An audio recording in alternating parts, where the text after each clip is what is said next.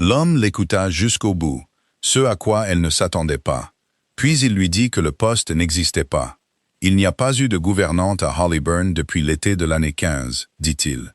Ce poste n'existe pas. Il n'y a absolument rien pour vous ici. Caroline Witcher se tenait au milieu du grand hall. Sa boîte était à ses pieds. Le froid des dalles de pierre remontait à travers ses bottes. Elle avait parcouru à pied le dernier mile depuis le pavillon. Le transporteur d'Ingleby ne déposait personne à l'intérieur des grilles d'un gentleman. Elle avait donc remonté toute l'avenue de Tilleul à pied. C'était en janvier. Ses mains étaient endolories autour de la poignée en corde. Elle avait répété ces mots tout le long du trajet depuis Ingleby. Il lui avait paru raisonnable pendant la première heure. « Mon père a dit que vous aviez besoin d'une gouvernante, dit-elle. Elle n'avait pas l'intention de le murmurer. Le hall s'empara du son de sa voix. Il lui renvoya quelque chose de plus faible que ce qu'elle y avait mis. Et ce qu'elle entendit sortir de sa propre bouche n'était pas une phrase, mais le fantôme d'une phrase. L'homme la regarda un instant. Il était très grand, et portait un manteau qui avait été de bonne qualité 3 hivers plus tôt. Il avait de l'encre sur le côté de la main droite, et des cheveux noirs qui méritaient d'être coupés. Derrière lui, une porte était ouverte sur une pièce avec un feu. Il y avait aussi une table couverte de papier. Elle l'avait pris pour l'intendant. Elle s'apprêtait à l'appeler monsieur, et à demander la chambre de la gouvernante et les clés. « Ce dont j'ai besoin, dit-il, c'est d'une épouse. » Il le dit de la manière dont un homme lit une liste d'accusations. Il n'y avait aucune invitation dans ces mots, ni aucune cruauté, et c'était en quelque sorte pire, car cela signifiait qu'il ne s'adressait pas du tout à elle.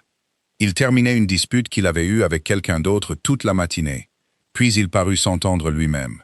Quelque chose bougea derrière ses yeux, qui étaient d'un bleu profond, sombre comme le bon côté d'une ardoise. « Pardonnez-moi, dit-il.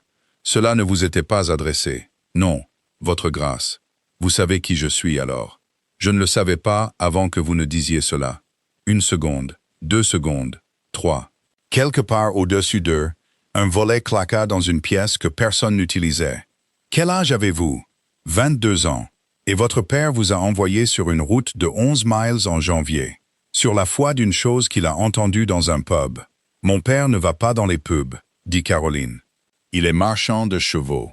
Il entre et sort de toutes les cours entre ici et Lincoln. Il entend beaucoup de choses, et il a généralement raison. Pas cette fois. Non, votre grâce. Apparemment non. Elle se pencha et ramassa la boîte. Restée debout avec la boîte à ses pieds, commençait à ressembler à de la tente.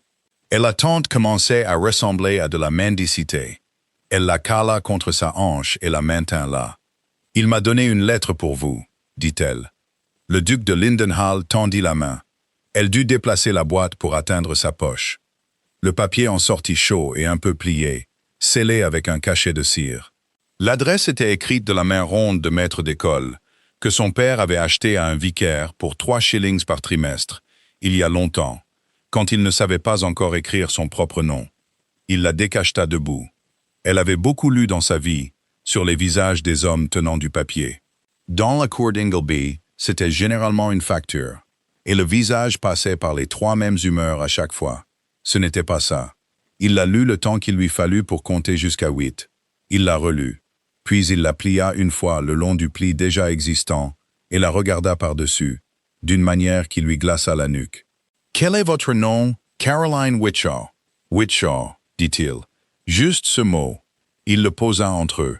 Comme un homme qui pose une pièce qu'il soupçonne d'être fausse, la retourne et regarde de l'autre côté. « Oui, la fille d'Elias Witcher, d'Ingleby. Oui, votre grâce. Et il ne vous a rien dit d'autre. Il m'a dit que la grande maison cherchait une gouvernante et que je savais tenir une maison. Il m'a dit de dire que j'étais sérieuse. Elle entendit sa voix devenir plate, comme toujours quand elle avait peur, ce que les gens prenaient généralement pour du calme. J'ai tenu la maison de mon père pendant 8 ans. J'ai tenu ses livres pendant 5 ans. Je suis sérieuse. » Le duc ne répondit pas à cela. Il tourna légèrement la tête et dit d'une voix ordinaire, comme si l'homme se tenait à côté de lui. « Dalmore. » Le majordome sortit de l'ombre au fond du hall, si rapidement qu'il devait s'y être tenu tout ce temps. C'était un vieil homme mince, avec un visage comme un tiroir fermé. « Votre grâce, Mademoiselle Witcher voudra du thé et un feu.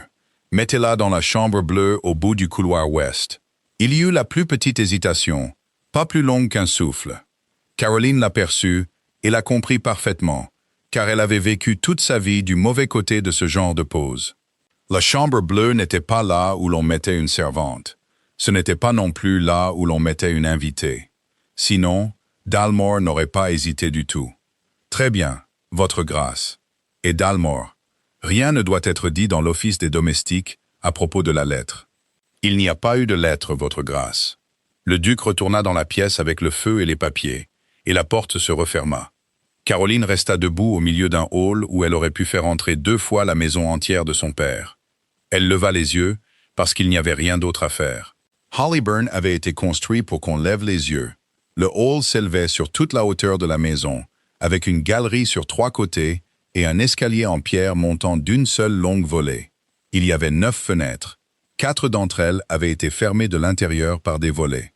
Et les volets n'avaient pas été ouverts depuis si longtemps que la lumière passant par les fentes avait décoloré 4 bandes pâles sur les planches en dessous. La cheminée était sculptée d'un tilleul et d'une devise en dessous, en lettres usées. « Nous poussons là où nous sommes plantés. » Caroline resta là et la lut 2 fois. Pius Dalmor revint pour la boîte, mais elle ne voulut pas la lui donner. Ils montèrent ensemble le grand escalier dans un silence qui n'était pas hostile. Au premier palier, la longue fenêtre était grise de saleté à l'intérieur, pas à l'extérieur. Le verre devient gris à l'intérieur à cause de la fumée, de la respiration et du temps. Ce qui signifiait que personne n'avait ouvert cette fenêtre depuis des années. Ses mains commencèrent très doucement à vouloir travailler. « Monsieur Dalmor, dit-elle, combien êtes-vous dans la maison ? » « 10, mademoiselle. 9, si l'on ne compte pas la femme qui monte du village les jours de lessive. Et en 15 ? Le pas du vieil homme ne changea pas. « 38, dit-il, mademoiselle. » La chambre bleue avait un lit à baldaquin, dont les tentures avaient été bleues autrefois. Une chaise, une table et une fenêtre donnant à l'est sur un parc avec 200 moutons. Le feu que la servante alluma était fait de bois vert, et il fumait. Caroline s'agenouilla, le défit et le refit. Elle ne dit rien à la jeune fille à ce sujet. La fille la regardait, la bouche légèrement ouverte. « Quel est ton nom ? » ?»« Nancy. »« Mademoiselle. »« Nancy. Y a-t-il une chambre de gouvernante dans cette maison ? » ?»« Oui, mademoiselle. Après l'office. Elle est fermée à clé. »« Qui a les clés ? » ?»« Monsieur Dalmor en a quelques-unes. Monsieur Titheridge en a aussi. » Nancy réfléchit. « Il y a beaucoup de clés, mademoiselle, et personne ne les a vraiment cherchées depuis le départ de madame Althorpe. » Quand la fille fut partie, Caroline s'assit sur le bord du lit, dans son manteau. La pièce était de la taille de tout le rez-de-chaussée d'Ingleby. Elle fit le calcul qu'elle avait refusé de faire depuis l'avenue de Tilleul. Le résultat était le même qu'à la grille du pavillon. 11 miles de route, une charrette de transporteur un jeudi, et pas de retour avant lundi. 4 shillings et 7 pence dans sa poche. Un père qui l'avait mise dans cette charrette à 7 heures du matin, sa boîte déjà ficelée, et qui était resté sur la route, à la regarder jusqu'au tournant, ce qu'il n'avait jamais fait de sa vie. Il savait qu'il n'y avait pas de place de gouvernante. Elle en était presque sûre, et cette certitude n'arriva pas comme un choc. Elle prit une forme qu'elle avait essayé de prendre toute la journée. C'est comme un cheval qui boitille sur un demi-mile, puis pose mal son pied et vous montre la pierre. Caroline ne pleura pas. Elle déballa ses affaires à la place. 2 robes, une grise, une brune. Une chemise, des bas, le châle de sa mère, un livre de prière avec le nom de sa mère dedans. Le vieux journal de son père, de l'année où il faisait encore du transport, pris parce qu'il y avait l'écriture de sa mère à la fin, et jamais mentionné à son père. Et au fond, enveloppé dans un morceau de serviette en toile, un simple mort de filet en fer avec une barre droite, usé et brillant comme une pièce d'un shilling sur les côtés, là où 30 ans de main l'avaient touché. Elle l'accrocha au montant du lit parce que c'était la seule chose qu'elle possédait qui ait jamais servi à quelqu'un, et elle voulait le voir depuis son lit. Pour comprendre pourquoi elle ne s'est pas simplement assise pour pleurer dans cette chambre bleue, il faut remonter quelques années en arrière. Dans une cour derrière une maison à façade arrondie sur la route d'Ingleby, Elias Whitshaw avait commencé comme garçon de charretier à 9 ans, marchant à la tête de 4 chevaux qu'il était trop petit pour brider sans un seau sur lequel monter. À 30 ans, il avait son propre contrat. À 40 ans, il avait une cour, 11 box, un enclos de 4 acres et un nom que les hommes de 3 comtés utilisaient quand ils voulaient un bon cheval en urgence. Il n'apprit jamais à bien écrire. Il signait avec un point final après son nom, comme pour défier quiconque d'y ajouter quoi que ce soit. La mère de Caroline était la fille d'un cellier de Winteringham, une petite femme vive et sans beauté, avec un rire qu'on pouvait entendre à travers un marché. Elle mourut au printemps de 1811, d'une fièvre qui emporta 30 personnes dans la ville en 15 jours. Caroline avait 14 ans. Elle descendit le matin, après les funérailles, et trouva la maison pleine d'hommes qui voulaient leur petit déjeuner. Et elle le prépara parce qu'il n'y avait personne d'autre. Et elle continua à le préparer pendant 8 ans. C'est ainsi que les choses se passent dans de telles maisons. Personne ne décide. Le travail vient simplement se tenir là où la femme se tenait et vous regarde. Il y avait eu 3 années de scolarité avant cela, dans un petit établissement à Winteringham, tenu par 2 sœurs. Elle y avait appris à avoir une belle écriture, à compter, à lire un français qu'elle ne pouvait pas parler, et à rester assise tranquillement. Son père avait été fier des factures. Il les payait en or, devant les gens, dans la cour. L'automne après la mort de sa mère, il lui dit que l'argent était nécessaire ailleurs pour une saison, et la saison ne s'était jamais terminée. Son éducation se poursuivit donc dans la cour.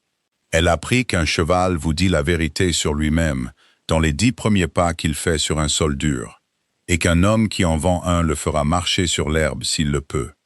Elle apprit à sentir une jambe froide et chaude, et à distinguer un sureau d'un tendon foulé sous sa paume. Elle apprit qu'un cheval qui ne supporte pas d'être mâché est presque toujours un cheval qui a été blessé une fois. Le temps passé sur un tel animal n'est pas de la gentillesse. C'est de l'arithmétique. 1 heure maintenant, ou toute une vie avec 2 hommes et un torné. Le mort de son grand-père lui parvint l'année de ses 16 ans. C'était une chose simple, à barre droite et plus fine que tout ce qui se trouvait dans la sellerie. Son père le lui donna au milieu de la cour. Une jument s'était débattue pendant 15 jours avec un mors de bride. Caroline avait mis le mors simple dans sa bouche à la place, et la jument s'était calmée, et 4 hommes avaient regardé. « C'est à toi alors, dit-il, et il alla dîner. Il ne dit jamais l'autre moitié. Il n'en avait pas besoin. En 8 ans, c'était la seule chose qu'il lui ait jamais donnée, qui n'ait pas d'abord été une facture qu'elle avait réglée pour lui. Car il y avait l'autre facette d'Elias Whitshaw, et Caroline avait aussi vécu de ce côté-là. C'était un homme qui s'était élevé, et cette ascension lui avait coûté quelque chose qu'il n'avait jamais nommé, et ce que cela lui avait coûté le rendait avare. Il ne voulait pas qu'elle monte les bons chevaux là où la ville pouvait la voir. Il ne voulait pas d'elle dans la cour quand des gentlemen venaient. 2 fois, il avait refusé une offre de mariage décente pour elle, sans lui dire qu'elle avait été faite. Les 2 fois par des hommes du métier, car dans son esprit, elle devait s'élever, pas se marier dans son milieu. Et ainsi, à 22 ans, elle se trouvait exactement nulle part. Trop bien éduquée pour la cuisine, trop proche du fumier pour le salon. Une fille qui pouvait dresser un cheval de 4 ans à l'attelage, mais que personne dans tout le comté n'invitait à danser. Puis vint la dernière semaine de novembre, et quelque chose changea en lui. Elle s'en souviendrait plus tard par petits morceaux, car c'est ainsi que les choses se présentent sur le moment. Un homme vint à la cour un mardi pluvieux, et le demanda. Ils allèrent dans le bureau, et son père ferma la porte, ce qu'il ne faisait jamais. L'homme n'était pas un client. Il portait un manteau noir et avait un carnet de notes. En partant, il demanda si M. Whitshaw avait gardé certains de ses vieux papiers de transport du chantier de Netherwood. Elle entendit son père dire « Il y a 20 ans, mon cher, je n'ai même pas gardé ceux de l'année dernière. » Elle entendit l'amabilité dans sa voix.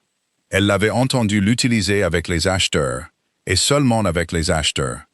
Après cela, il ne dormit plus. Elle descendait à 5 heures et trouvait la bougie du bureau déjà consumée, et son père assis devant le feu, ses bottes aux pieds, à ne rien faire. 2 fois, il se rendit à Skelbrook et revint le même jour, ce qui représentait 40 miles de route pour un homme de 60 ans avec une mauvaise hanche. Une fois, elle le trouva dans le grenier au-dessus de la sellerie, fouillant dans le vieux coffre où étaient conservés les papiers de la cour. Il lui cria depuis le haut de l'échelle, d'une voix qu'elle n'avait pas entendue depuis la mort de sa mère. Le 10 janvier, il lui annonça qu'elle allait à Hollyburn. Il présenta cela comme une chance. La grande maison cherchait une gouvernante. La famille était réduite, et le jeune duc était en possession des lieux depuis 3 ans sans femme pour gérer quoi que ce soit. Une fille sérieuse qui savait tenir les comptes, et sa langue pourrait s'y faire une place pour la vie. 50 livres par an, dit-il, et il l'avait dit 2 fois, avec les mêmes mots, comme s'il l'avait appris par cœur. Tu seras sous l'œil même du duc, et c'est une chose que l'argent ne peut acheter. Caroline avait posé une question. Elle avait demandé qui s'était porté garant pour elle. Son père avait regardé le feu et dit que les gens le connaissaient. Elle réfléchit longtemps à cette réponse dans la charrette du jeudi.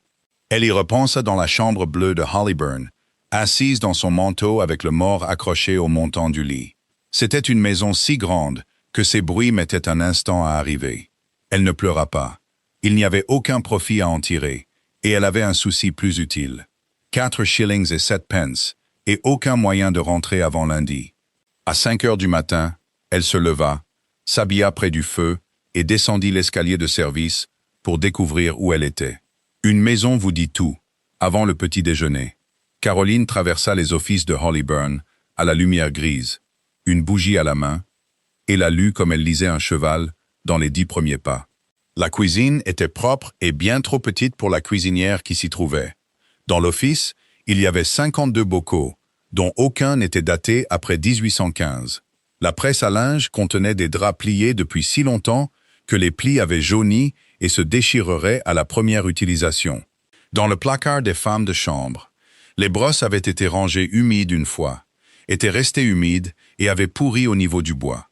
Rien de tout cela n'était de la paresse. C'est ce qu'elle comprit tout de suite, et cela lui serra la poitrine d'une sorte de chagrin. 9 personnes faisaient le travail de 30, et le faisaient dans l'ordre où ils criaient le plus fort. Personne ne leur avait dit ce qui était prioritaire. Dans une maison de cette taille, ce n'est pas une défaillance des domestiques, c'est l'absence d'une maîtresse de maison ou d'une gouvernante la remplaçant. Et elle était absente depuis 4 ans. Au bout du couloir, après l'office, il y avait une porte avec une plaque de laiton, presque lisse à force d'usure, et elle était fermée à clé. Elle se tenait devant, la bougie levée, quand une voix derrière elle dit « Les clés sont au bureau du domaine, et M. Tytheridge ne les donne pas. » Le duc de Lindenhall était dans le couloir en manche de chemise, son manteau sur le bras, à 6h moins 20 du matin, avec des bottes qui avaient déjà été dehors. Caroline fit la révérence. « Votre grâce, vous êtes levé tôt. Vous aussi, votre grâce. Je ne dors pas beaucoup. » Il le dit sans apitoiement, comme un fait concernant un étranger. Puis il regarda la porte, la bougie et elle. « Qu'avez-vous trouvé? Vous avez des brosses humides qui pourrissent dans un placard et des draps qui se déchireront quand vous les déplierez. Et un office qui s'est arrêté en 1815. » Elle s'entendit parler et s'arrêta. « Je vous demande pardon. Continuez. Vos gens ne sont pas paresseux. Ils sont désorganisés, ce qui est différent et n'est pas de leur faute. 9 personnes ne peuvent pas faire le travail dans l'ordre où on leur crie dessus. Il faut que ce soit écrit. » Elle releva très légèrement le menton. « Il faudrait 1 an pour tout remettre en ordre. Il faudrait 15 jours pour empêcher que ça n'empire. » Le duc resta silencieux un moment. Quelque part derrière eux, une porte s'ouvrit et se referma. Le froid parcourut le couloir et fit vaciller la bougie. « Je vous ai dit hier qu'il n'y avait pas de poste. » Il dit que c'était vrai. Je vous dis maintenant que je vais en créer un. Et je veux que vous compreniez exactement ce que je fais en le disant. J'ai mes propres raisons, mademoiselle Witchaw, et elles n'ont rien à voir avec le linge. Je supposais que vous en aviez, votre grâce. Vous supposez correctement. Il enfila son manteau. Restez jusqu'à la fête de l'Annonciation. Mettez ma maison en ordre et prenez 50 livres par an, les clés et chaque heure de la journée qui n'y est pas consacrée. À la fête de l'Annonciation, vous pourrez partir avec une lettre de recommandation de ma propre main, et je vous enverrai où vous le souhaitez en Angleterre. Caroline se tenait dans le couloir froid, la bougie à la main. Elle considéra l'offre. Elle considéra l'homme et les 4 shillings et 7 pence dans sa poche. Puis-je demander ce qu'il y avait dans la lettre de mon père? Non, dit-il. Alors je demanderai autre chose. Si je prends vos clés, est-ce que je tiens cette maison, ou est-ce que je la tiens dans la mesure où M. Tytheridge le permet? Le coin de sa bouche bougea.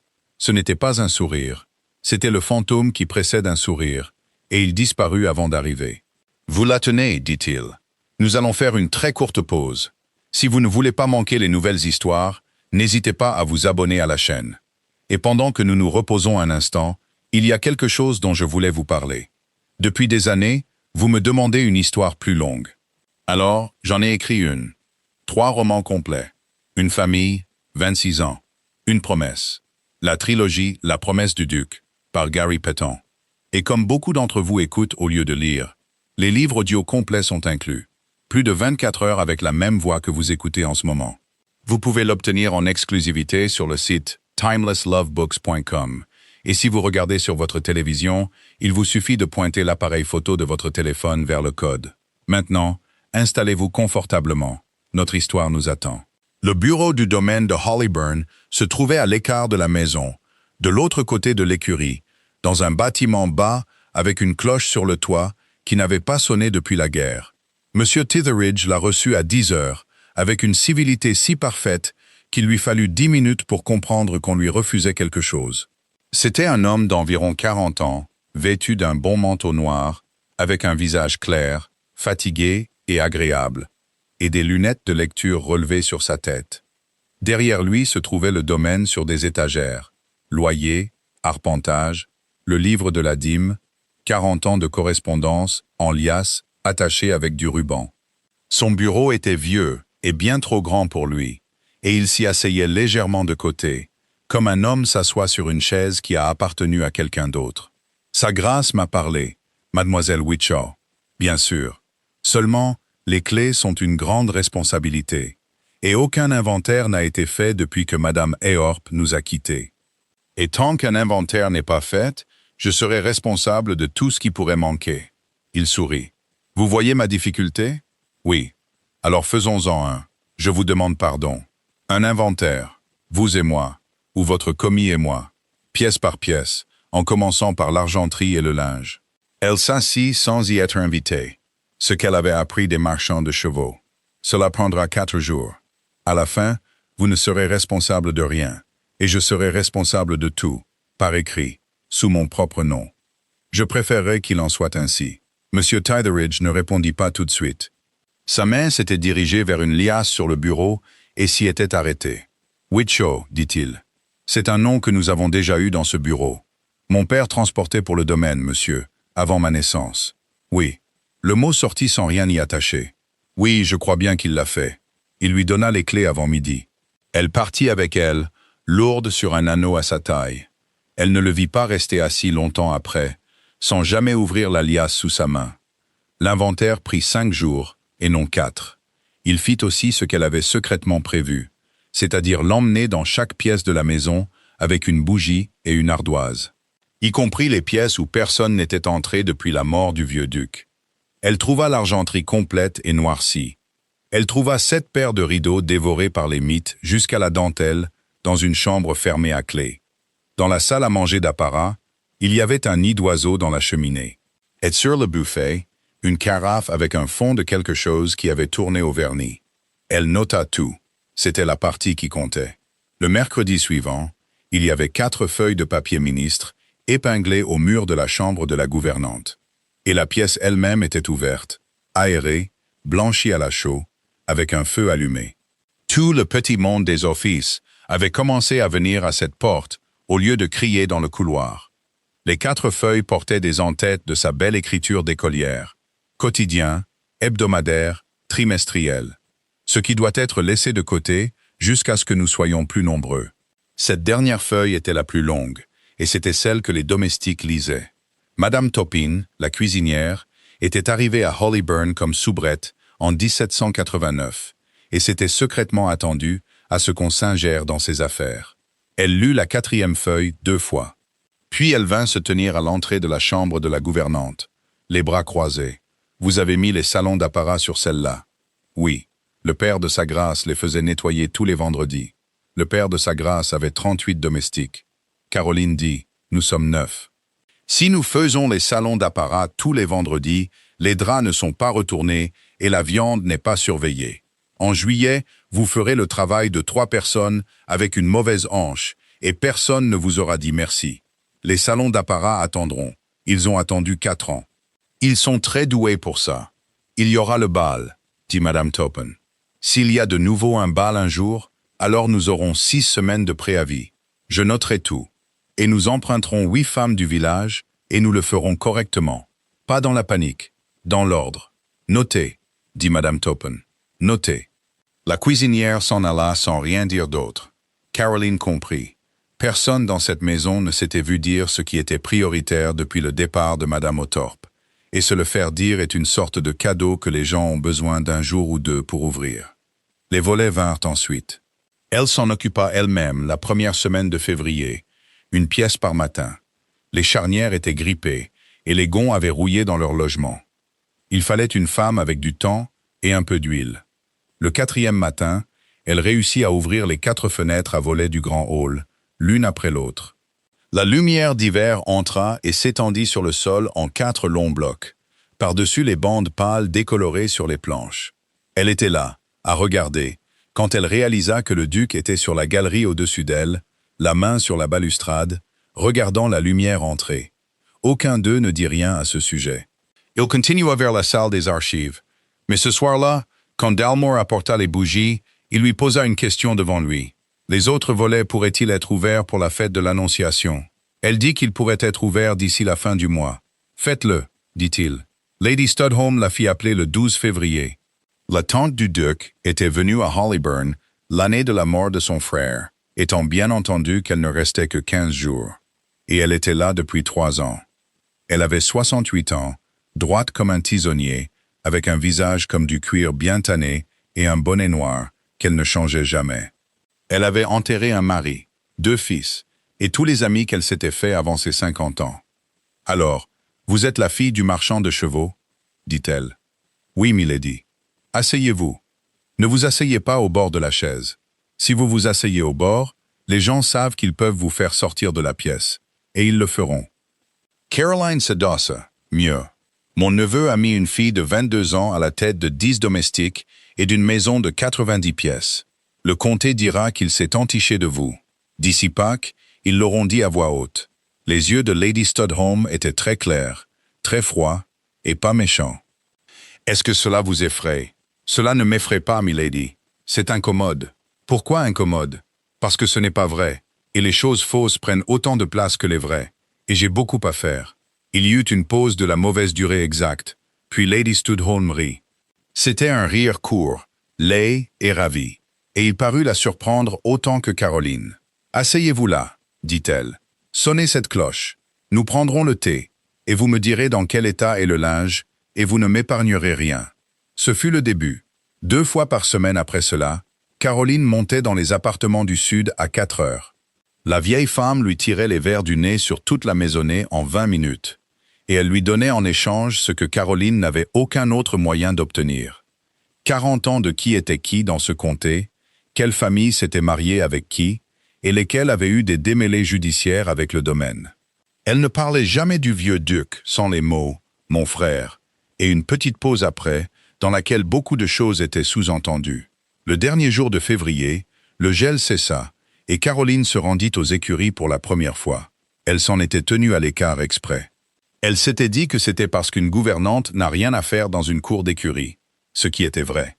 Elle s'était dit qu'elle ne voulait pas être vue comme la fille de son père, ce qui était également vrai. La vraie raison était qu'elle ne pouvait pas y aller sans que ses mains ne le désirent. Elle y alla à cause d'une odeur. Elle était près du fil à linge dans l'air de séchage quand le vent tourna. Ce qui vint avec lui était l'odeur âcre d'un pu laissé trop longtemps. Elle passa sous l'arche et entra dans la cour avant même d'avoir décidé de le faire. Il y avait 4 hommes dans la cour et un jeune cheval bai foncé au milieu d'eux. Il était sur la pointe des pieds, les oreilles plaquées, une corde sur lui et un sac sur les yeux. Contre le mur se tenait un apprenti maréchal ferrant avec les outils de ferrage, arborant le visage d'un homme regardant un taureau. Le palefrenier tenait la corde. C'était un vieil homme petit, sec et buriné, vêtu d'un manteau de berger, et ses mains tremblaient, ce qui, elle le vit tout de suite, n'était pas de la peur. « Mettez-le contre le mur, » dit quelqu'un. « Levez son postérieur, et tenez-le. Vous ne le tiendrez pas, » dit Caroline. Toutes les têtes dans la cour se tournèrent. Elle avait parlé avant de réfléchir. De la voix qu'elle utilisait dans la cour de son père, une voix qui portait. Le vieil homme prit son temps pour répondre. Et qui êtes-vous, madame? Je suis la gouvernante, dit-elle. Et si vous levez cette jambe, il vous tombera dessus, parce qu'il ne se bat pas contre vous. Il soulage son antérieur gauche, et il le fait depuis qu'il est arrivé. Enlevez le sac de sa tête. Il est pire aveugle. Personne dans la cour ne parla. Puis le vieil homme, assez lentement, tendit la main et retira le sac. Le jeune cheval se tenait là, soufflant, les yeux révulsés. Il avança son antérieur gauche et posa la pointe du sabot. « C'est ça, » dit le vieil homme. « C'est ça. C'est ce que je dis depuis 3 jours. » Son nom était Garbett. Il était dans cette cour depuis l'âge de 9 ans, ce qui, selon lui, était l'année 1760. Il était chef palefrenier depuis 31 ans. Jamais de sa vie il n'avait été écouté par quelqu'un en robe. Caroline enleva le fer du sabot en 20 minutes. Elle ne le fit pas par magie, et il n'y avait rien là-dedans qu'un homme patient n'aurait pu faire. Elle leur fit enlever complètement la corde et fermer les portes de la cour à la place. Elle se tint à l'épaule du cheval, la main à plat sur lui, et ne fit absolument rien pendant 4 minutes, ce qui est très long dans une cour avec 4 hommes qui regardent. Puis elle souleva d'abord le bon pied, celui que personne ne voulait, le reposa et le souleva à nouveau, jusqu'à ce que l'animal comprenne que la chose demandée était petite. Quand elle réussit enfin à soulever le pied douloureux, l'odeur qui s'en dégagea dans l'air froid fit jurer l'apprenti maréchal Ferrand. Il y avait une contusion qui s'était infectée sous le fer, un clou planté trop près de la ligne blanche, et le talon était chaud comme une bouilloire. Elle le retira et mit le pied dans un cataplasme de son en moins d'une demi-heure, avec Garbett à genoux à côté d'elle, lui tendant les choses avant qu'elle ne les demande. 3 jours, n'arrêtait-il pas de dire. 3 jours que je le dis. Et il lui aurait levé cette jambe avec un torné et l'aurait fait basculer en arrière sur les pavés. Et puis ils auraient dit qu'il était vicieux. Qui a dit qu'il était vicieux? L'homme du duc à Londres, quand il l'a envoyé. Il l'a écrit sur le papier. Vicieux affairé. Le vieil homme s'essuya les mains sur son manteau. Il n'est pas vicieux. Il a 4 ans, et il a été ferré par un imbécile. Caroline se releva, les mains sales jusqu'au poignet, et son tablier ruiné. Elle se retourna, et le duc de Lindenhall était appuyé dans l'arche de la cour, les bras croisés. Elle n'avait aucune idée depuis combien de temps il était là. Il ne lui dit absolument rien. Il regarda le cheval, le cataplasme, le vieil homme à genoux, et la gouvernante de Hollyburn avec du son jusqu'aux manches. Puis il se détacha du mur, traversa la cour et s'arrêta à l'arche. « Mademoiselle Witchaw, votre grâce. Comment saviez-vous ce qui n'allait pas chez lui? Il me l'a dit, votre grâce. Caroline dit qu'il le disait à tout le monde depuis 3 jours. Les Cordray vinrent à Hollyburn le 4 mars, et la maison en fut prévenue la veille. Caroline fit ouvrir, aérer et chauffer le grand salon pour 2 heures, avec les housses retirées et la suie balayée. Le feu avait été allumé à 9 heures, afin que les murs eux-mêmes aient perdu leur froidure au moment où quelqu'un s'y assoirait. Elle l'avait fait sans qu'on le lui demande. Elle avait appris à ce moment-là que Hollyburn était une maison où personne ne demandait et qu'une chose faite à 9 heures du matin était le seul moyen d'être prêt à 4 heures. Sir Andrew Cordray était un homme grand, rubicond et cordial de 60 ans. Il avait siégé comme magistrat pendant 30 ans et n'avait jamais été contredit dans ce comté par quiconque possédait moins de terre que lui. Sa fille avait 24 ans, claire et belle, d'une manière tranquille. Elle avait ce calme plat particulier que Caroline reconnut immédiatement. C'est le regard d'un cheval qui a cessé d'attendre que la pression se relâche. Mademoiselle Lydia Cordray était destinée au duc de Lindenhall depuis ses 17 ans. Tout le monde dans 3 paroisses le savait, y compris Mademoiselle Cordray, et peut-être à l'exception du duc. Caroline vit très peu de la visite. Elle vit le plateau entrer et sortir, et elle vit le visage de Lady Studholme dans les escaliers après, ce qui valait plus qu'1 heure à écouter à la porte. Mais elle traversait le fond du hall à 5 heures avec une lampe, et la porte de la bibliothèque était ouverte. La voix de Sir Andrew en sortit, au volume d'un homme qui n'a jamais eu à se soucier de qui se trouve dans le couloir. Et vous pouvez me croire, l'affaire Netherwood est morte, enterrée et recouverte d'herbe. Votre père l'a réglée. Mon père a siégé à cette commission avec lui. Il n'y a pas un homme en vie qui veuille la rouvrir. Et si vous la rouvrez, Lindenhall, vous découvrirez que vous l'avez ouverte seule. Caroline s'arrêta de marcher. Les tenanciers de ces fermes, dit la voix du duc, ont payé une taxe pendant 11 ans. Ils l'ont payée, et ils ont eu leur drain. Le terrain est sec. Allez le voir. » Une chaise grinça. « Vous aviez 14 ans. Quoi que vous pensiez avoir trouvé dans ce livre, vous l'avez trouvé de la propre main de votre père. Et rien de bon ne sortira d'un fils lisant la main de son père dans cet esprit. Laissez tomber. Marie, prenez votre place. Donnez à nouveau un bal au comté et laissez tomber. » Caroline continua son chemin dans le couloir avec sa lampe, n'entendit pas la réponse, et alla se tenir dans sa propre chambre pendant un certain temps dans le noir. Netherwood. Elle avait entendu ce nom une fois auparavant dans le bureau de son père, de la bouche d'un homme en manteau noir avec un carnet de notes. Le duc la fit appeler 3 soirs plus tard. Il était 9 heures. La salle des archives était la plus froide de la maison, avec un sol en pierre et orienté au nord, tapissé jusqu'au plafond de boîte d'actes de 200 ans. Il avait 4 bougies sur la table et un brasero qui ne servait à rien. Et il était assis dans son manteau, les mains autour d'une tasse qui avait refroidi 1 heure auparavant. « Vous faites les comptes de la maison vous-même, dit-il. Dalmor me dit que vous le faites de tête et que vous le prouvez ensuite sur papier. C'est plus rapide, votre grâce. Savez-vous lire un compte de transport? J'en ai tenu un pendant 8 ans. » Il poussa un grand volume plat sur la table et l'ouvrit à un endroit marqué d'une bande de papier. Il était relié en vélin de la couleur d'une mauvaise dent et le titre sur le dos avait été écrit par quelqu'un qui avait du temps à perdre.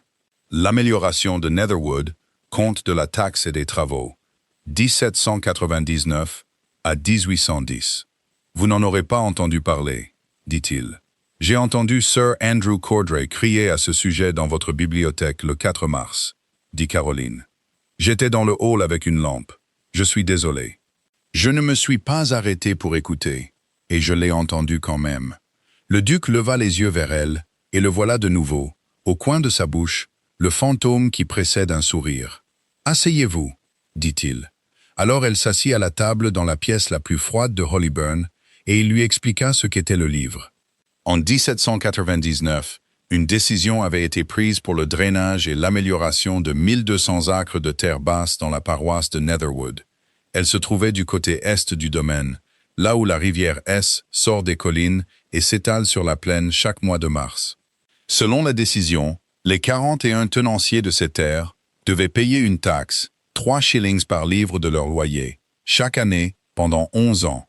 L'argent devait servir à acheter de la pierre, de la chaux vive, du bois et du transport.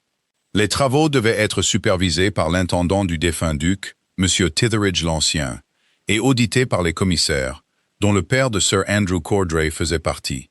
Ils l'ont payé. Le duc dit que chacun d'eux, chaque année, sur des fermes de 60 acres. Cela s'élevait à 4100 shillings et quelques. Les travaux ont été faits.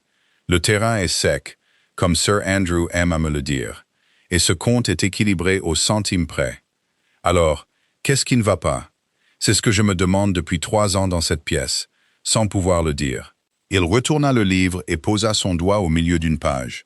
Là, le transport de la chaux depuis les fours de Skelbrook jusqu'à la rive de Netherwood, enregistré par chargement à 4 shillings et 8 pence le chargement, de 1800 à 1806. C'est le plus gros article de tout le compte, et près d'un tiers de l'argent. Chaque chargement est justifié par une lettre de voiture signée de la marque du transporteur. Le transporteur a été payé sur la base des justificatifs, et les justificatifs sont dans cette boîte. Il fit un signe de tête vers le bout de la table. C'est parfait. C'est la partie la plus parfaite du compte. C'est la seule chose que j'ai contre elle. Caroline approcha la bougie et lut. Elle lut longtemps en silence, son doigt descendant la colonne, ses lèvres immobiles. Le duc s'adossa et la laissa faire. Il eut le bon sens, ce qui est plus rare chez les hommes qu'il ne le devrait, de ne rien dire du tout pendant que quelqu'un d'autre travaillait. À la 8e page, elle s'arrêta. « Votre grâce. Oui. Quelle est la distance entre les fours de Skelbrook et la rive de Netherwood? 7 miles par la route de péage, 6 miles et demi par la route de transhumance, qui n'est pas entretenue. Et combien de chevaux de trait le domaine possédait-il en l'année 1802? » Il se leva et se dirigea vers une étagère. Il revint avec un plus petit livre, le tourna et lut à voix haute. 11 chevaux de trait, 3 charrettes, 2 chariots. Alors cette page est un mensonge, dit Caroline. Les mots résonnèrent dans la pièce froide et y restèrent. Répétez ça, dit le duc doucement. Un chariot à 4 chevaux sur une mauvaise route, chargé de chaux, fait 7 miles à l'aller et 7 miles au retour. Il charge, il décharge, et il ne reste plus rien de la journée. C'est un seul chargement. Au cœur de l'été, avec les jours les plus longs, un très bon attelage sur une bonne route en fera 2, et les chevaux en paieront le prix en 1 semaine. Elle tourna le livre pour qu'il puisse voir. Cette page dit que le 14 mai 1802, 23 chargements de chaux ont été transportés de Skelbrook à la rive de Netherwood. 23 chargements en un jour nécessiteraient une douzaine de chariots et 48 chevaux. Vous aviez 2 chariots et 11 chevaux. Le duc ne bougea pas. « Continuez, dit-il. Ce n'est pas un seul jour. Regardez le 17 juin, 19 chargements. Le 2 août, 21. Le 9 septembre, 24. Son doigt descendit la page et s'arrêta. Et ici, le 28 octobre, il y a 14 chargements transportés un dimanche. Un dimanche. L'attelage d'un transporteur ne sort pas un dimanche dans une paroisse où le duc du comté est assis sous la chaire, dit Caroline. Pas en 1802. Quelqu'un a écrit ces chiffres à un bureau, et il en a écrit trop, parce qu'il ne savait pas ce qu'un cheval peut faire en une journée. Il y eut un silence dans la salle des archives qui dura longtemps. 3 ans, dit enfin le duc de Lindenhall. 3 ans que je sais que ce compte est faux. Je ne pouvais pas dire pourquoi. Je pouvais voir le total. Et je ne pouvais pas mettre la main sur l'endroit où ça cloche. Parce que je n'ai jamais de ma vie transporté quoi que ce soit, où que ce soit. Il posa ses 2 mains à plat sur la table. J'ai eu un homme d'affaires de Londres sur le coup pendant 8 mois. Il m'a écrit 19 feuilles sur la validité des justificatifs. Il n'a jamais demandé une seule fois à quelle distance se trouvait Skelbrook. Il ne l'aurait pas fait. Ce n'est pas un transporteur. Non. Le duc retourna le livre, le ferma lentement et posa sa main sur la couverture. Mademoiselle Witchaw, je vais vous dire quelque chose, et je préférerais que vous l'entendiez de ma bouche, assise. Les justificatifs dans cette boîte sont signés d'une marque.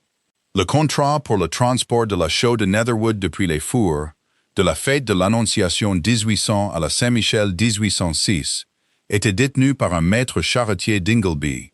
Le froid du sol en pierre lui avait gagné les pieds depuis 1 heure. Elle le remarqua maintenant. « Mon père, dit-elle, votre père. » Elle resta très immobile et laissa la nouvelle venir. Ce ne fut pas une surprise, et c'était le pire. C'est arrivé comme une chose arrive quand une partie de vous le sait déjà depuis 15 jours et le garde dans le couloir, attendant que vous soyez disponible. La cour d'Ingleby, 11 boxes, l'enclos de Cathrock, les 3 années de scolarité payées en or. Devant les gens. Un homme qui avait commencé à 9 ans, marchant à la tête de chevaux qu'il était trop petit pour brider, et qui s'était élevé, et dont l'ascension lui avait coûté quelque chose qu'il n'avait jamais nommé. 4100 livres provenant de fermes de 60 acres. Combien en a-t-il pris? Demanda-t-elle. Je ne sais pas.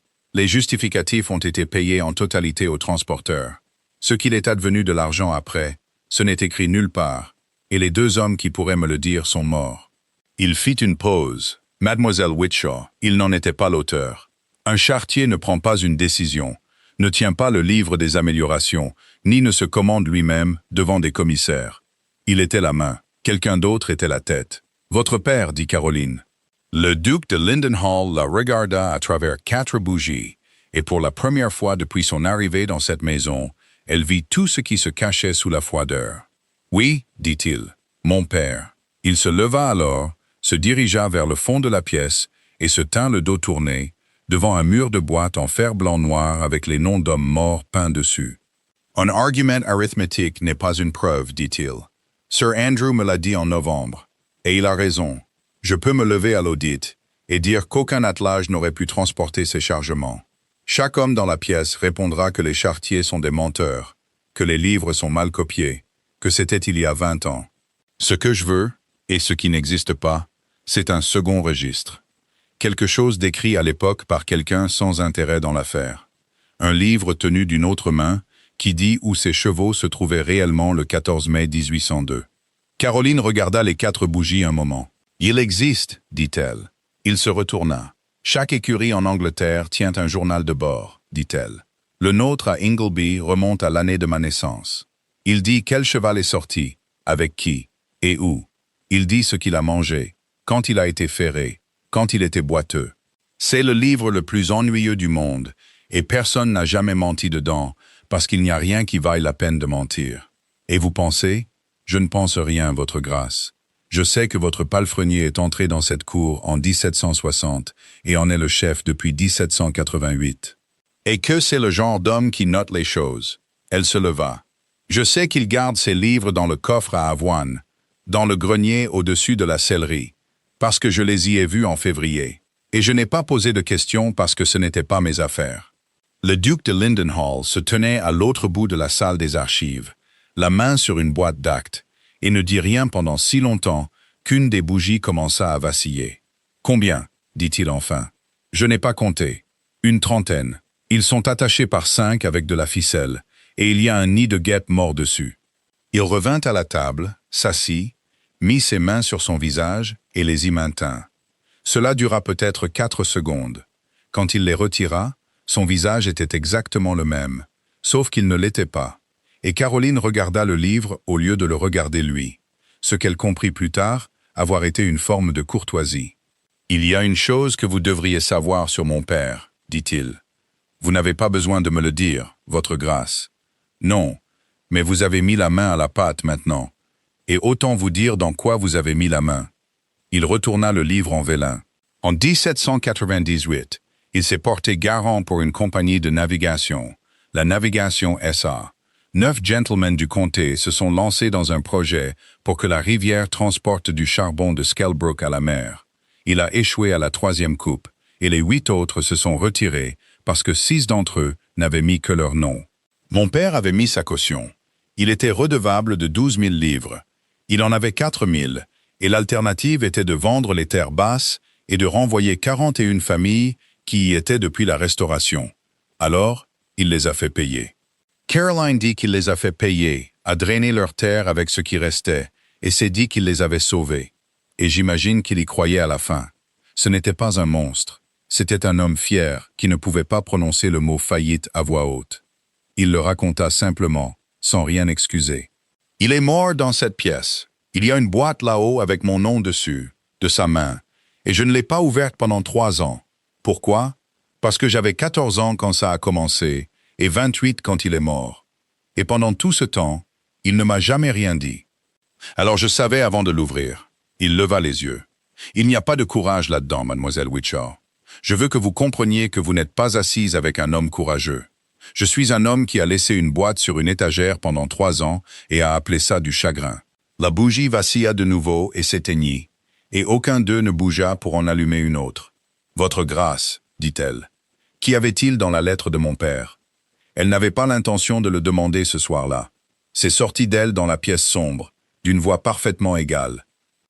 Et après coup, elle pensa qu'elle l'avait demandé précisément parce qu'il faisait sombre. Le duc ne fit pas semblant de ne pas la comprendre. « Je vais la chercher, dit-il. » Il fut parti 4 minutes. Quand il revint, il alluma une nouvelle bougie avec la dernière encore vivante. Il posa le papier devant elle et s'éloigna de la table pendant qu'elle le lisait. Cela aussi, elle le comprit plus tard, avait été une forme de courtoisie. C'était 6 lignes. « Votre grâce, je vous envoie ma fille Caroline, qui sait tenir une maison, lire un livre et connaît les chevaux mieux que la plupart des hommes de ce comté. C'est une bonne fille et elle ne sait rien d'aucune vieille affaire. Votre grâce se souviendra du transport de Netherwood, et qu'il y avait 2 mains à cela, et une seule était la mienne. Je me contenterai de rester tranquille, si la tranquillité est souhaitée. Elle est sous votre toit, et je suis satisfait. She Witshaw. » Caroline le lut 3 fois. L'horloge du hall sonna 10 heures quelque part au loin, et le son parvint à la salle des archives après avoir fini. Comme tout dans cette maison arrivait avec un moment de retard. « Il vous menace, dit-elle. Oui, avec mon nom dessus, dans les 6 mêmes lignes. Ses mains étaient parfaitement stables sur la table, et vous m'avez accueilli. Oui. Pourquoi? Le duc de Lindenhall ne détourna pas le regard, et elle ne lui pardonna jamais par la suite la franchise de ce qu'il dit, ni ne cessa entièrement d'en être reconnaissante. Parce qu'un homme qui envoie sa fille dans ma maison en gage reviendra la chercher, dit-il. Je voulais qu'il vienne. Je ne vous connaissais pas. Vous étiez un moyen de l'atteindre. Caroline se leva. Elle croisa les mains devant elle, parce qu'elles avaient commencé à vouloir quelque chose à tenir. « Merci de m'avoir dit la vérité, votre grâce », dit-elle de la voix plate que les gens prenaient pour du calme. « Je préfère ça à l'autre chose. Mademoiselle Whitshaw, j'aurai ouvert les volets des pièces ouest d'ici vendredi. » Elle sortit de la salle des archives, longea le couloir de pierre, passa la porte et se retrouva dans l'aire de séchage. Elle se tint dans l'obscurité de mars, avec le vent venant de 1200 acres de terre drainée. Elle laissa ses larmes couler une fois, là où personne ne pouvait la voir. 2 hommes s'étaient servis d'elle en 6 semaines. L'un d'eux l'avait engendrée. Elle rentra, dormit 4 heures, et se leva à 5 heures comme d'habitude. Le 10 mars, Caroline Whitshaw monta à l'échelle du grenier, au-dessus de la sellerie, avec une lanterne, un balai, et le vieux Garbett derrière elle, disant qu'elle allait abîmer sa robe. Le coffre à avoine se trouvait sous les combles, là où le toit descendait. À l'intérieur, enveloppé dans un morceau de toile de meule et attaché par 5 avec de la ficelle, se trouvaient 34 journaux de bord de l'écurie de Hollyburn, allant du printemps de 1788 jusqu'à la Saint-Michel précédente. « Ce n'est rien, dit Garbett. C'est juste ce que les chevaux ont fait. »« Descendez-les. » Ils les emmenèrent dans la sellerie. Garbett alluma le poêle, et pendant 3 heures, le chef palefrenier de Hollyburn lut à voix haute à la gouvernante pendant qu'elle écrivait. Il lisait mal et lentement, le doigt sur la ligne, de la voix d'un homme qui avait appris ses lettres à 40 ans d'un méthodiste. Il tenait les livres lui-même depuis 1788. Jument Bay Domson partit pour être ferré à neuf à la foire d'Ingleby, avec Tetlow, retour à neuf. 4 chevaux de très haut pré, sol trop humide pour charrier. Le hongre brun tous, gardé à l'intérieur. Tout l'attelage immobilisé, gourme dans la cour. « Rien là-dedans, » dit Caroline. « Répétez celui-là. 14 mai 1802. » Garbett approcha la page de la lampe.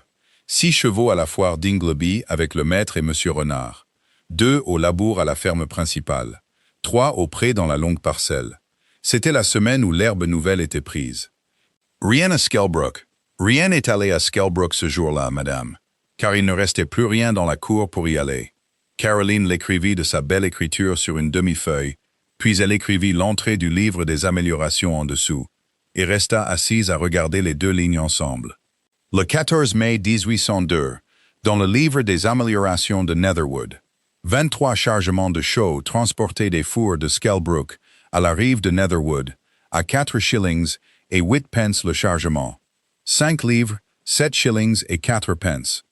Le 14 mai 1802, dans le journal de bord de l'écurie, chaque cheval du domaine est comptabilisé, et aucun d'eux n'est sur la route de Skelbrook. « Monsieur Garbett, dit-elle, combien d'autres personnes savent que ces livres sont dans ce coffre ?»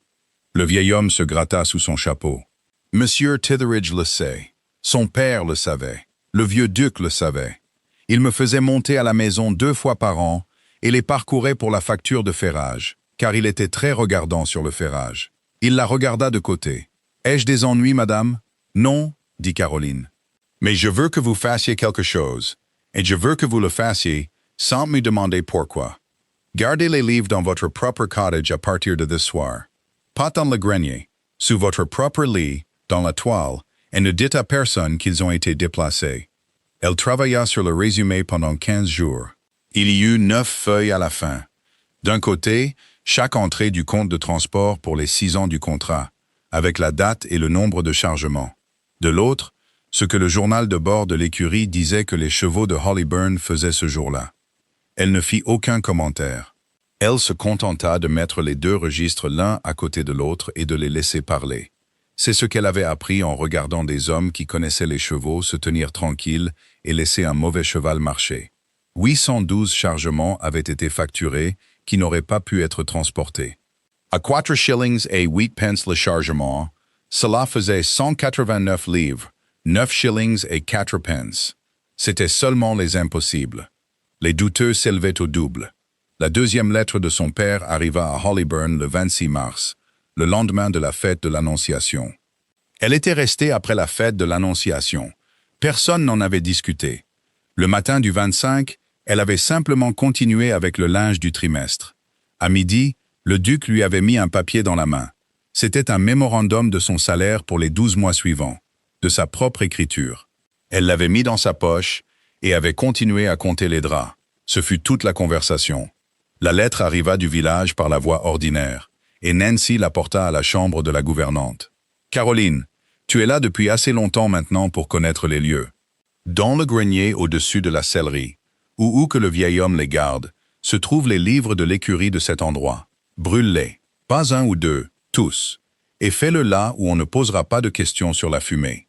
Puis écris-moi, et j'enverrai Renard avec le cabriolet le vendredi, et tu rentreras à la maison, et ce sera la fin. Tu es une bonne fille, et tu ne m'as jamais rien demandé. Fais ça pour moi. E. Whitshaw. » Elle resta assise avec la lettre sur ses genoux pendant un certain temps. Elle pensa à la cour d'Ingleby, aux 4 acres, et à une facture payée en or devant les gens. Elle pensa à une petite femme vive et sans beauté, morte en 1811, qui n'avait jamais su d'où tout cela venait. Elle pensa à 41 fermes de 60 acres, payant 3 shillings par livre pendant 11 ans pour de la chaux vive qui n'avait jamais emprunté la route de Skelbrook. Puis elle sortit sa plume et y répondit, et toute sa réponse tenait en 4 lignes. « Père, je ne les brûlerai pas. Ils ne sont ni à vous ni à moi. J'ai retranscrit ce qu'ils contiennent et ce qui se trouve dans le livre des améliorations, côte à côte, et je le mettrai entre les mains de ceux qui ont payé. Si vous venez à Hollyburn avant la Saint-Jean et que vous racontez votre propre rôle de votre propre bouche, je me tiendrai à vos côtés pendant que vous le ferez. Si vous ne venez pas, je dirai votre nom moi-même. Votre fille, Caroline. » Elle l'a relu une fois, la scella et l'envoya au village avant de pouvoir l'améliorer. 9 jours plus tard, les journaux de bord avaient disparu. Garbett vint à la porte de la gouvernante à 7 heures du matin, son chapeau dans les 2 mains, le visage couleur de suif. Il était allé nourrir les bêtes à 5 heures, et il y avait eu un homme dans son cottage, pas un voleur. Monsieur Titheridge avec une charrette, un ordre écrit et 2 hommes du domaine, emportant certains livres appartenant à sa grâce, qui avaient été indûment retirés des locaux du domaine. « Il m'a mis un papier, madame. » Le vieil homme dit. « Un papier? À moi? » Le papier était sur la table du bureau du domaine 1 heure plus tard, et Caroline le lut debout. C'était un avis d'expulsion du cottage pour la Saint-Michel, pour le retrait des 10 livres et la perte pour le domaine de certains articles de fourniture d'écurie. En dessous se trouvait un 2e papier, inachevé. C'était le brouillon d'une dénonciation à déposer devant Sir Andrew Cordray en sa qualité de magistrat. Elle concernait la disparition des comptes de Hollyburn d'une quantité de chaux vive dans les années 1800 à 1806. La chaux vive, disait-il, aurait été vendue en cours de route par les transporteurs. Caroline le posa très doucement parce que ses mains voulaient faire autre chose. « Vous allez faire porter le chapeau aux transporteurs, dit-elle. À mon père et à un palefrenier de 68 ans qui ne peut pas lire une facture sans son doigt dessus et qui n'a nulle part où aller à la Saint-Michel. » Monsieur Titheridge était assis derrière le bureau de son père, légèrement de côté, et ne leva pas les yeux. « C'est l'explication la plus simple, dit-il. C'est la moins chère, mademoiselle Whitshaw. » Il garda les yeux sur le bureau et ses mains n'étaient pas stables. « Vous êtes dans ce comté depuis 13 semaines. Et vous êtes dans ce fauteuil depuis combien de temps? 19 ans. » Il retira les lunettes de sa tête et les posa sur le bureau. « Mon père s'est assis ici pendant 26 ans avant moi. Il m'a appris le travail à ce bureau de sa propre main. Au printemps de 1817, j'ai ouvert le livre des améliorations pour répondre à une question sur un drain. Je suis resté assis ici jusqu'à la nuit. Puis j'ai fermé la pièce à clé, je suis rentré chez moi et j'ai dîné. J'ai 5 enfants, mademoiselle Whitshaw. L'aîné est à l'école de grammaire d'Ingleby. Alors vous saviez?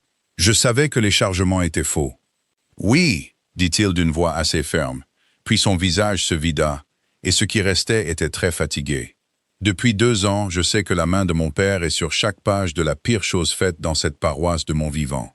Il l'a fait parce que le duc de Lindenhall le lui a dit. Il aurait été renvoyé sans référence s'il avait refusé. Je ne sais pas pour laquelle de ces 3 choses je suis censé le haïr. La cloche qui n'avait pas sonné depuis la guerre était sur le toit au-dessus d'eux. Dehors, quelqu'un puisait de l'eau. Monsieur Titheridge.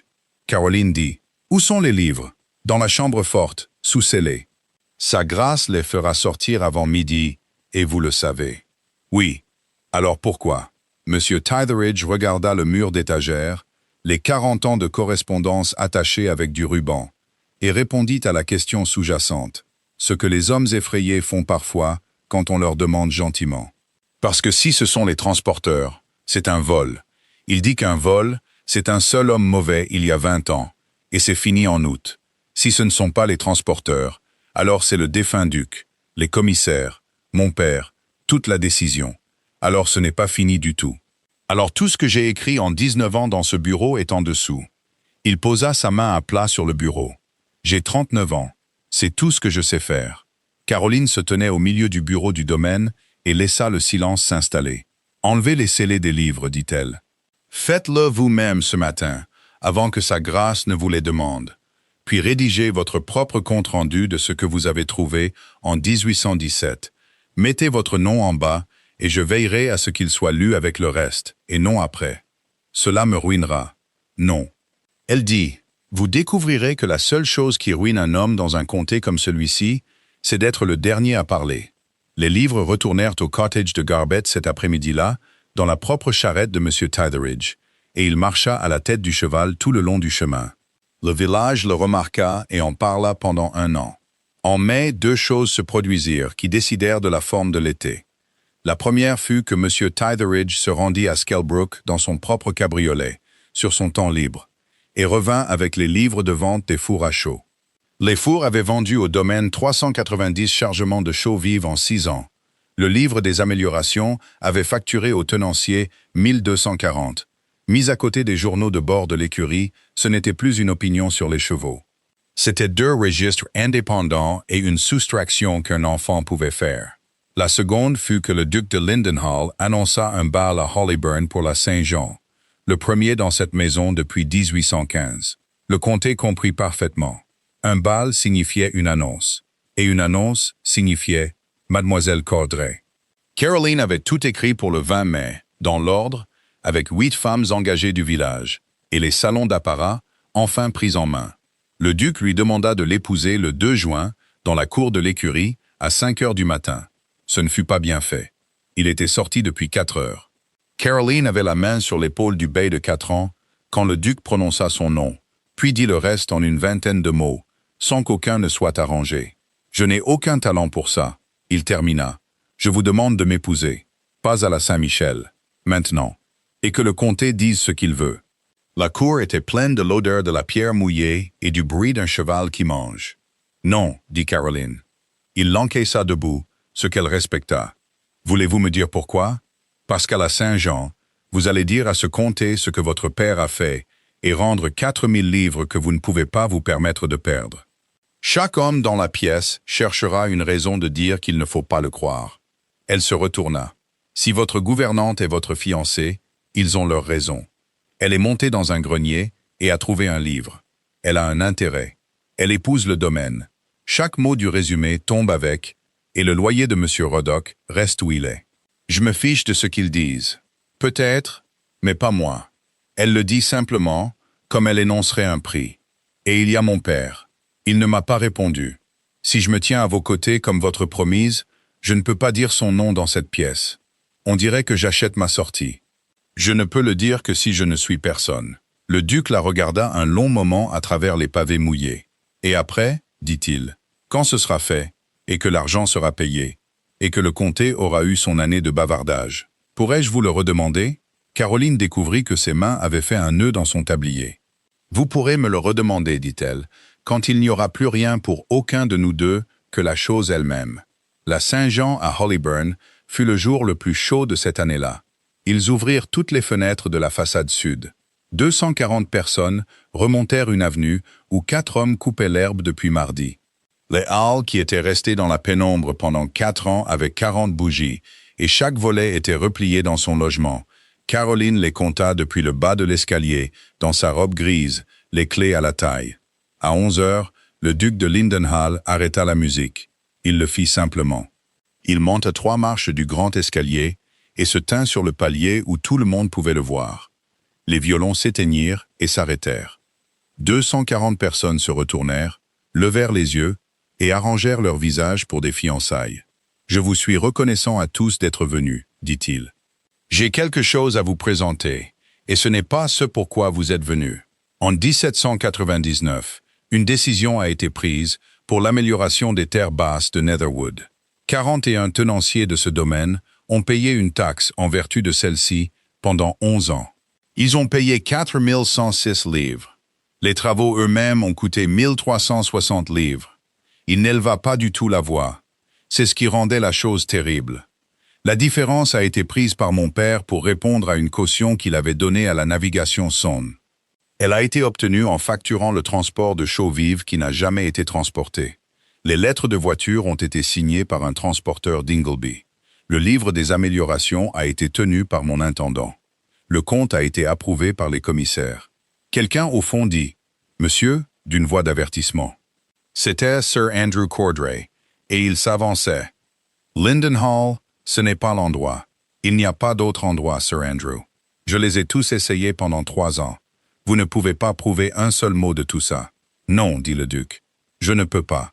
Je n'ai jamais de ma vie transporté quoi que ce soit où que ce soit. » Il baissa les yeux dans le hall, trouva la robe grise au pied de l'escalier et parla de la même voix égale. « Mademoiselle Witchaw, apportez le résumé, s'il vous plaît, et lisez-le. » Par la suite, les gens qui étaient là furent en désaccord sur presque tout, sauf sur ceci. La gouvernante de Hollyburn monta 3 marches du grand escalier avec 9 feuilles de papier et lut pendant 20 minutes, d'une voix ferme, sans jamais lever les yeux. Elle lut, le 14 mai 1802, 23 chargements facturés, 6 chevaux à la foire d'Ingleby, 2 au labour, 3 au pré, rien sur la route de Skelbrook. Elle lut le 28 octobre et les 14 chargements transportés un dimanche. Elle lut l'été de 1804, où tout l'attelage resta dans la cour avec la gourme pendant 19 jours et où 91 chargements furent facturés pendant ce temps. Elle lut les livres des fours, 390 chargements vendus, 1240 facturés. Puis elle posa les feuilles et dit le reste sans elle. Les lettres de voiture étaient signées de la marque d'Elias Witchaw, maître charretier d'Ingleby. Il a pris un peu plus de 900 livres en 6 ans pour des chargements qui n'ont jamais été sur la route. Il a acheté une cour avec 11 box, 4 acres et 3 ans de scolarité pour sa fille. 1 seconde, 2 secondes, 3. Je suis sa fille. Il n'a pas voulu venir ce soir. Je le lui ai demandé 2 fois. Alors j'ai dit son nom moi-même, parce qu'il a sa place ici avec les 2 autres, et parce que les hommes qui ont transporté pour lui ne vont pas porter ça pour lui. Personne dans ce hall ne bougea. Ce fut M. Tetheridge qui rompit le silence. Il sortit de la foule près de la porte avec un papier à la main, le teint d'un homme entrant dans l'eau en novembre. « Mon père tenait ce livre, dit-il. Je l'ai écrit. Je l'ai trouvé en 1817, et je n'ai rien dit pendant 2 ans, et je mettrai mon nom à cela devant les commissaires, ou n'importe où ailleurs qui voudra de moi. » Sir Andrew Cordray se tenait au milieu de son propre comté, les mains s'ouvrant et se fermant. Ce n'était pas un homme méchant. C'est ce que Caroline vit depuis ses 3 marches plus haut, et cela la rendit malade plutôt que triomphante. C'était un grand homme effrayé de 60 ans, dont le nom du père était sur cette audite, et qui était venu ce soir-là pour voir sa fille se fiancer à un duc. Il comprit 4 secondes avant tout le monde dans la pièce que rien de tout cela n'allait se produire. « Mon père était un homme honnête, dit-il. Votre père a approuvé un conte qu'il n'a pas lu, dit le duc. Ce n'est pas la même chose. Et ce n'est pas la pire chose ici.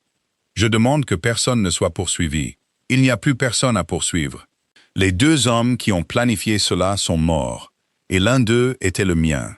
Il descendit de 2 marches. La taxe doit être remboursée. 2740 livres de principal, avec intérêt à 5% à partir de l'année de chaque paiement. Cela s'élève à 4962 livres. Ce sera payé aux 41 fermes par abattement de loyer sur 4 ans, à partir de la Saint-Michel, et par la vente de la maison en ville. Monsieur Tetheridge a le calendrier. Tout homme qui pense que sa ferme est mal évaluée peut venir au bureau du domaine, et je l'entendrai moi-même. Il y eut un silence, puis un mouvement au fond du hall. Ce n'étaient pas des applaudissements. C'étaient 30 ou 40 hommes dans les manteaux les plus simples de la pièce, les tenanciers des terres basses, qui s'étaient tenus toute la soirée au fond, près de la porte. Un par un, ils commencèrent à retirer leurs chapeaux. Mademoiselle Lydia Cordray trouva Caroline 1 heure plus tard dans le couloir devant l'office. ses gants à la main. « Vous m'avez coûté un duc, mademoiselle Witcher, dit-elle. J'en suis désolé. Ne le soyez pas. » Elle jeta un coup d'œil en arrière vers le bruit du hall. « J'ai été fiancée à cet homme dans l'esprit de mon père depuis mes 17 ans. Il ne m'a jamais dit un mot méchant, et je n'ai jamais été dans une pièce avec lui sans souhaiter être ailleurs. » Elle tendit la main, ce qu'aucune dame de ce comté n'avait encore fait à la gouvernante de Hollyburn. « Quoi que vous ayez fait d'autre ce soir, vous m'avez sorti d'une pièce. » Le premier abattement fut payé à la Saint-Michel, et les 41 reçus revinrent au bureau du domaine, signés ou marqués, en 10 jours. Le dernier de ces jours, le duc de Lindenhall trouva sa gouvernante dans le grand hall, à ne rien faire du tout, ce qu'il n'avait jamais vu. Elle se tenait sous la cheminée, regardant le tilleul sculpté dans la pierre et la devise usée en dessous. « Il n'y a plus rien pour aucun de nous deux maintenant, » dit-il, « que la chose elle-même. » Caroline se retourna. « Non, » dit-elle, « il n'y en a pas. Alors je vous le demande à nouveau. » Et je me suis entraîné, et ça ne s'est pas amélioré. La lumière entrait par 9 fenêtres sans volets et s'étendait sur tout le sol. Et il n'y avait plus de bandes pâles sur les planches, car un an de soleil les avait effacées. « Hadrien, » dit-elle, « c'était la première fois. » Il l'entendit, et quelque chose le traversa qu'il ne prit pas la peine de cacher. Et il lui prit la main, là, devant la devise et le hall vide. Ils se marièrent à l'église de Hollyburn en avril. Le vieux Garbett la conduisit à l'hôtel, à 68 ans, dans un manteau acheté pour lui par les tenanciers des terres basses, pleurant sans la moindre gêne tout le long du chemin. Monsieur Titheridge est toujours l'intendant. Lady Studholme resta ses 15 jours et 12 autres années de 15 jours après, et apprit à la nouvelle duchesse comment s'adosser à une chaise pour que personne ne la fasse sortir de la pièce. Elias Witshaw vendit la cour d'Ingleby au printemps de 1820. Il envoya 412 livres au bureau du domaine, dans un sac en toile par un transporteur, avec une seule ligne d'une écriture ronde de vicaire. Voici ce qu'il en reste. Il ne vint pas au mariage. Il ne vint jamais à Hollyburn. Caroline lui écrivit 2 fois par an pour le reste de sa vie. Et il répondit une fois, 3 lignes sur une jument, et ne demanda rien sur ce que cela avait coûté. Et elle le porta, et elle ne prétendit pas que ce n'était pas là. À l'automne de 1822, une jeune fille remonta l'avenue de Tilleul à pied depuis le pavillon avec une boîte, ayant marché la dernière partie, parce que le transporteur ne déposait personne à l'intérieur des grilles d'un gentleman. Il y avait une cloche maintenant, et on y répondit. Mais la duchesse de Lindenhall traversait le hall avec une lampe, et elle ouvrit donc sa propre porte d'entrée. Sur le seuil se tenait une jeune fille d'environ 17 ans, tenant la poignée en corde à 2 mains, en train de répéter. « S'il vous plaît, madame, on dit au village que la maison cherche une laitière. »« La maison cherche bien une laitière, » dit Caroline. « Entrez, à l'abri de ce vent. Posez la boîte. Vous l'avez portée assez loin. Merci d'avoir écouté l'histoire jusqu'au bout. Si vous souhaitez soutenir la chaîne et permettre que ces histoires restent gratuites pour tous, ma nouvelle trilogie, La promesse du duc, est maintenant disponible. Plus de 600 pages et plus de 24 heures de narration avec cette même voix que vous ne trouverez nulle part ailleurs. Elle vous attend sur le site timelesslovebooks.com. Et si vous regardez sur votre télévision, il vous suffit de pointer l'appareil photo de votre téléphone vers le code. Dites-nous de quelle ville vous nous regardez et ce que l'histoire vous a fait ressentir. N'oubliez pas de vous abonner pour ne pas manquer les nouvelles histoires. Comme toujours, merci de votre présence.